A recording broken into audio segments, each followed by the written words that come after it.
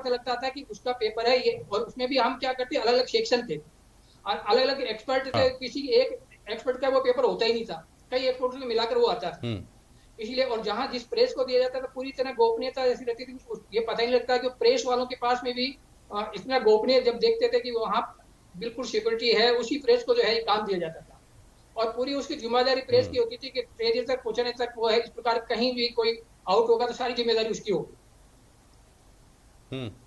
और हमारा जो स्टाफ रहता था वो तब ठीक। तक जैसे पूरा एग्जाम हो जाता था, काफी जो आ जाती थी उसके बाद में वो जाते थे, और उनको खुद को पता ही नहीं लगता था, क्योंकि जब चेयरमैन को भी पता नहीं है कि क्या होगा इसमें, तो पेपर में क्या आ रहा है, तो बाकी को क्या पता लगे। ठीक है। ठीक है। उपेंद्र यादव, आप तो परीक्षार्थियों के लिए लड़ते हैं, लेकिन परीक्षार्थियों की तरफ से जो डाल डाल पात पात वाली स्थिति होती है, उसको भी आपने बहुत अच्छे तरीके से देखा होगा। मैं जो समझना चाहता था एनएस नरूका साहब से, वो मूल बात ये थी कि प्रेस में ही सबसे ज़्यादा, और अभी इन दिनों में जो सुनने में आया कि सबसे ज़्यादा अगर शक की सुई लोगों की घूमती है तो प्रेस की तरफ घूमती है, और वहीं से ये फला गैंग फला गैंग फला गैंग, इतने सारे गैंग हो गए जो ऑर्गेनाइज तरीके से पेपर वहाँ से हासिल भी कर लेते हैं, बेच भी देते हैं, ये भी इंतजाम कर लेते हैं कि एक ज़िले से दूसरे ज़िले में अगर किसी का सेंटर आ रहा है तो वहाँ आपकी सेटिंग करा दें। इस तरह की बातें भी सुनने को मिलती हैं, पता नहीं सच्चाई क्या है। तो इस सब का कोई तोड़ आपको लगता है क्या, और ये लगता है क्या कि ये सरकार के एंड पर किसी तरह की कोई कमी रह गई? जी सर, इसका तोड़ है। सरकारी स्कूलों में एग्जाम करवाई जाए, सरकारी कर्मचारियों को लगाया जाए, निलंबन के बजाय बर्खास्त किया जाए। अभी सरकार ने रीट में निलंबित किया है, बर्खास्त नहीं किया, क्योंकि रीट में हमने कहा था कि पात्रता परीक्षा करवाओ। पात्रता परीक्षा मात्र 2 लाख लोग पास होते, पात्र कोई गड़बड़ी करता पात्रता पास होता, और उसके बाद 2 लाख लोगों की सरकारी स्कूलों में एक रीट की एग्जाम हो सकती थी और उसमें बचा जा सकता था जो पहले होते थे, लेकिन ऐसा नहीं किया गया। अब एक साथ इंतजाम हो नहीं पाए। प्राइवेट स्कूल ऐसा जहां जंगल में परीक्षा केंद्र दे दिए, और दूसरी बार अब आरएस की जो परीक्षा होने वाली है 500-500 किलोमीटर दूर दे रहे कि बोले कि नकल नहीं होगी, ऐसा नहीं होगी, आपको सुरक्षा पूरी करनी होगी। 500-500 किलोमीटर में एग्जाम कैसे देना जाएगा? तो इसमें परीक्षा केंद्र सरकारी होना चाहिए, कर्मचारी सरकारी होना चाहिए। अरे और भाई, चाहिए भी तो अपन भूपेंद्र यादव इस तरह से कह देते हैं, सरकार की व्यवस्थाएं भी देखिए, सरकार की सीमाएं भी देखिए, चाहे किसी की भी सरकार हो। सरकारी स्कूलें हैं कितनी, अभ्यर्थी कितने, उनकी परीक्षा कहाँ कराएंगे? सर, पात्रता परीक्षा होती ना तो सेकंड एग्जाम करवा सकते थे हम। 2 लाख लोग पास होते, 3 लाख पास होते, उनके हो सकती थी एग्जाम। अच्छा, हो सकती थी, सरकार चाहती तो हो सकती थी, वो ऐसी स्थिति नहीं आती रीट में। ठीक है। अब जो सवाल मैं बीच में बोलूंगा। सामने आ रहा है, कुल मिलाकर क्या अर्थ है? हाँ बोलिए, बोलिए नरूका जी, बोलिए। ये उपेंद्र जी यादव से मेरा पुराना परिचय है। उपेंद्र जी जो कह रहे हैं वो उसमें बात में दम है। जिस समय हम एग्जाम हाँ। करवाते थे तो उस समय जैसे बड़ी एग्जाम होते थे उसको 2 चरणों में करवाते थे, जिसे कि पहले चरण में कुछ छटाई हो जाए और उसके बाद में सेकंड में हाँ। तो जो क्रीम बनकर आएगी। दूसरा, उसमें जब भी हम सेंटर जहां भी प्राइवेट में हो चाहे सरकारी में हो, एक सरकारी उसमें जो है इन्विजिलेटर होना जरूरी था, और वहां पर ऑब्जर्वर जो है हाँ। सरकारी था, यह जरूरी था। और जो किसको ड्यूटी लगती थी, उस ड्यूटी वाले को ये पता नहीं था कि मेरा किस कमरे में लगता था, उसी समय तय किया जाता था, और वो गोली उड़ाकर उनको जो है अलग से तय कर दिया जाता है कि इसके साथ ये रहेगा। तो वहां कोई मिलीभगत नहीं हो, ये सब व्यावहारिक बातें भी ध्यान रखी ध्यान जानी चाहिए। लेकिन ध्यान कुल मिलाकर के जो रखा गया, तिवारी जी और आशीष जी, आप दोनों की सरकारें रह चुकी रहती हैं।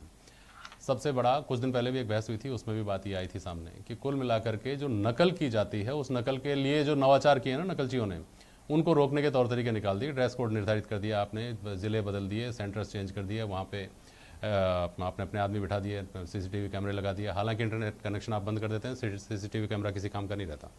इस तरह की बेवकूफ़ियाँ भी होती हैं। तो इसके साथ अगला जो सबसे बड़ा कदम उठाया जा सकता था वो नेट बंद करने का आसान हथियार।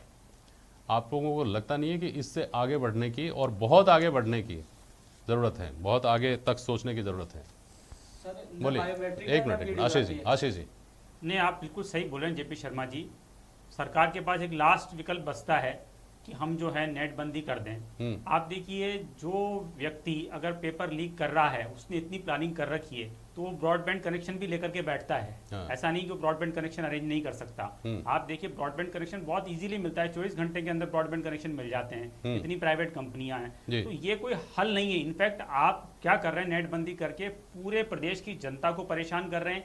इवन वो जो अभ्यर्थी हैं, आपकी सरकार के समय भी नेट बंद हुआ, ऐसा नहीं है कि ये 2019 में नेट का उपेंद्र जी ये बात बता रहे थे। आप देखिए, आप जान करके लोगों को दूर दूर भेज रहे हैं। आप कोई अजमेर का है तो अजमेर के विद्यार्थियों को आपने हनुमानगढ़ सेंटर दे दिया। आप अननेसेसरी परीक्षार्थी को, जो सीरियस परीक्षार्थी है, जो बेचारा ईमानदारी से परीक्षा देता है, आप उसको परेशान कर रहे हैं। और जो इन कामों में नकल कर रहा है या पेपर लीक करा रहा है, आप उसके जो मूल आरोपी उस तक पहुंच नहीं पा रहे हैं। और ऐसा नहीं, जैसे मैं आप शर्मा जी आपकी बात सुन रहा था, आप कहते हैं सरकारें बदलने से व्यवस्थाएं नहीं बदलती है। देखिए बिल्कुल बदलती है, सरकार अगर बदलती है तो व्यवस्थाएं बदलती है।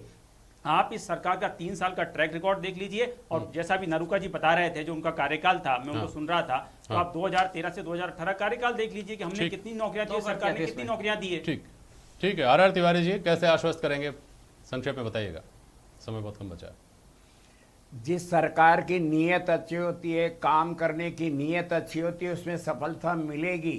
केवल हमको भ्रम डाल दें बच्चों के भविष्य, ये तो भारतीय जनता पार्टी वाले कभी अपने ऊपर लेंगे ही नहीं। मैं कह रहा हूं भारतीय जनता पार्टी इस बात के लिए कहे तो सही, 2 करोड़ नौकरियों का वादा किया था, एक बार आशीष भाई नहीं बोलेंगे। और राजस्थान का जननायक अगर देना चाहते हैं तो उसमें बेईमानी हो जाएगी। भजन लाल को गिरफ्तार नहीं किया, अरे आप तो ये कहते थे बत्ती लाल को भी नहीं किया। बत्ती लाल का तो सीएमआर में है, बत्ती लाल का तो शिक्षा मंत्री के।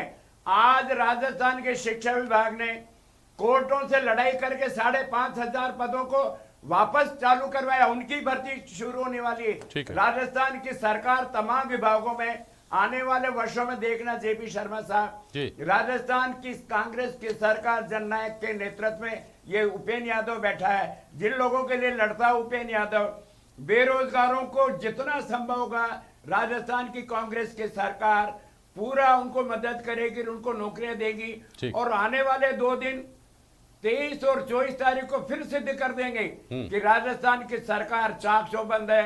ठीक है तिवारी जी, परीक्षा केंद्र का हम भी शुभकामनाएं आपको और परीक्षार्थियों को, सभी परीक्षार्थियों को शुभकामनाएं। डरने की बात नहीं है, आप लोगों को अंदर भय पैदा मत करो, धन्यवाद। बच्चों को खुल करके एग्जाम देने की मदद करो। धन्यवाद तिवारी जी, शुक्रिया आप सभी का आज प्राइम डिबेट में शामिल होने के लिए। आज के लिए बस इतना ही, नमस्कार।